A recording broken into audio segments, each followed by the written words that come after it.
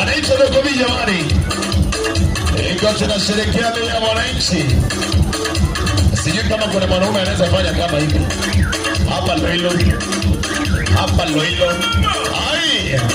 Inaitwa Tetema. Aha.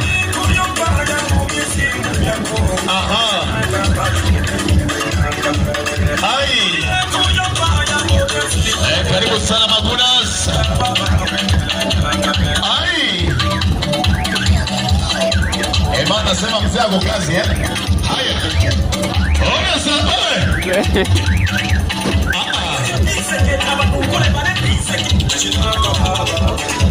Mzee ako mjengo. Yaani kuna maneno yote iko nje. Haya, hii imeenda.